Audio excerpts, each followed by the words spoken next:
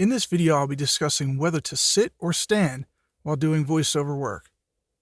But hey, if you're new here and we're meeting for the first time, my name is Anthony Fleischmann, and I'm a full-time voiceover artist here in Baltimore, Maryland. And on this channel, I provide tips, tricks, and tools to help you grow your voiceover business. So if you haven't subscribed yet, consider subscribing. All right, let's get into it. So to sit or stand. Obviously, I'm standing, so the gig's up, right? But you can go and do voiceover sitting. I know a lot of narrators, right, who are doing audiobooks and such prefer to sit because they're doing long form narration, right? But for me personally, even with audiobook narration, which is pretty much my specialty, right? That is something that I do pretty consistent, right? And I am standing. I think that from a physiological standpoint, that standing is much more beneficial to your vocal cords. I think it helps with the breathing, I think it helps with the acting. I'm a very physical person.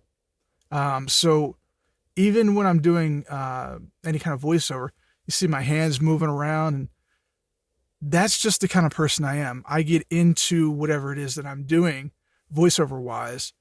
And for me personally, I have to stand. I couldn't really imagine sitting down and doing voiceover work. I just, that's not me. That's not me. That's not something that I prefer. Does it require more endurance? Yeah. I mean, I have a mat down here, a little pad, and I don't even use it, but I got it to help with the fatigue levels, just to help a little bit when I'm standing for long periods of time. It didn't work out. It felt kind of weird. But it's really important for me to go and stand, be eye level with the script, right?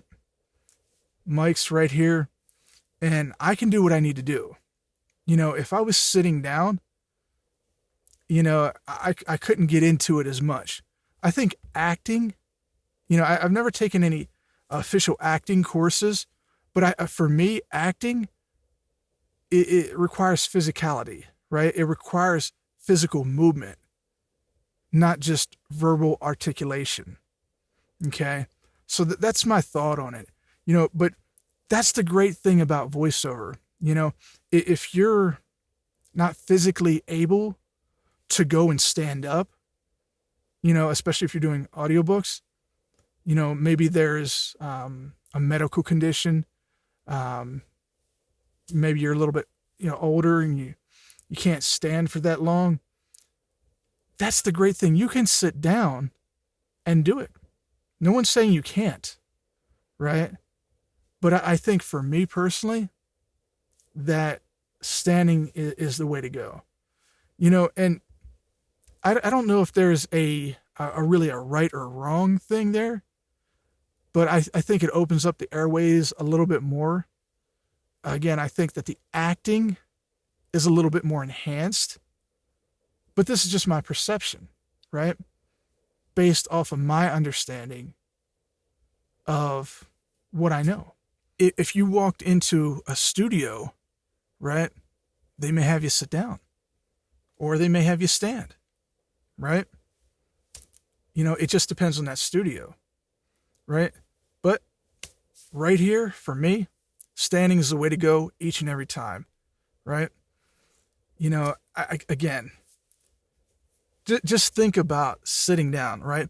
You have another element inside of your recording environment, and that particular element may increase the possibility of sound. Okay, whether the chair creaks, right, or whether it may cause some unnecessary sounds is basically what I'm saying. By adding that chair, that element, into your recording environment, I think there is a higher probability of increasing sound as well. Okay? So for me, it's all about the numbers. If you remove that, right, from the equation, there's not even a potential there. Okay? So you would just have to stand, right? So for me, it's multifaceted why I prefer to stand, right? I think that chairs, the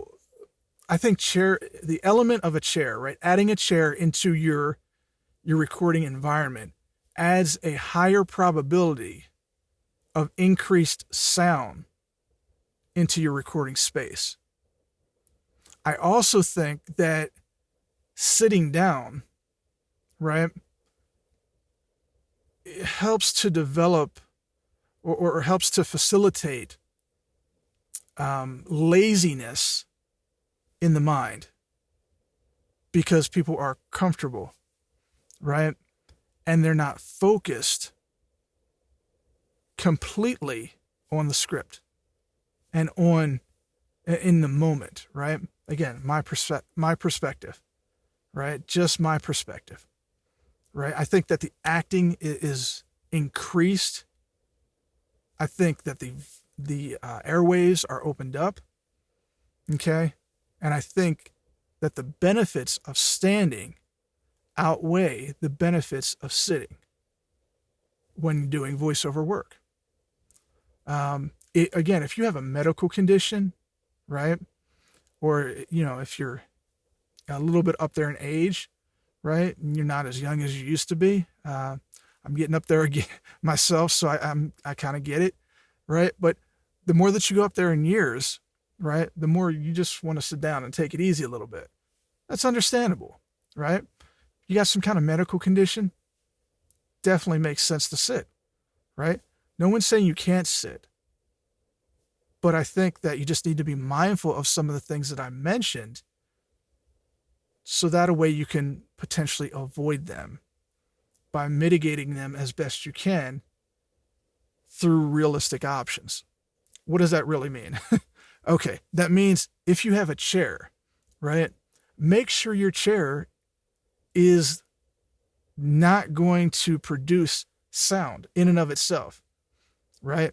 If you have a wood chair, make sure it's not creaky, right? Make sure you're not moving all around and such like that inside of the chair. Because if you really get into the character, right, when you're doing fiction, and I'm mainly speaking long form narration here.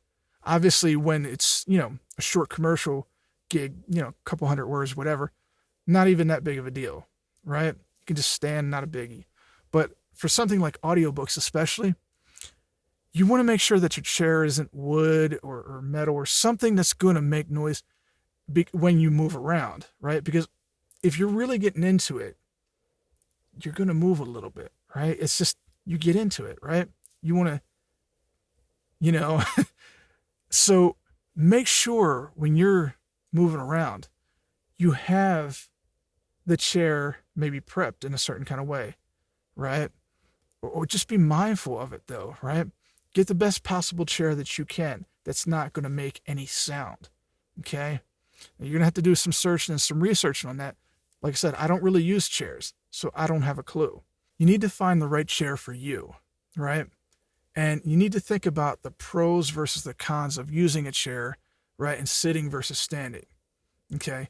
The idea is to not introduce unnecessary noise into your recording environment. The idea is to give the best performance possible, right? The idea is to make sure you have the physical stamina, right? And breath, right? To go and to give the best performance possible, right? So you want to give your best. And for me, my thought, the best is when you stand. So I hope that tip helps. Again, this is my perspective, my experience. Yours may be different. Again, you can sit or stand either way, right? It doesn't matter.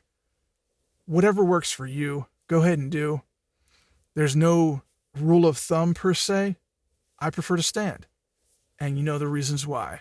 Hey, if you got some value out of this video, do me a favor, go ahead and smash that like button. Share this with a friend or a buddy or whoever that can benefit from this video and some of my other videos. And hey, if you're not already subscribed yet, do me a favor, go ahead and subscribe and hit the little bell icon. I definitely appreciate all the new subscribers and all the comments and all the love. So right back at you. It's definitely appreciated. And I'll see you in the next video. Take care.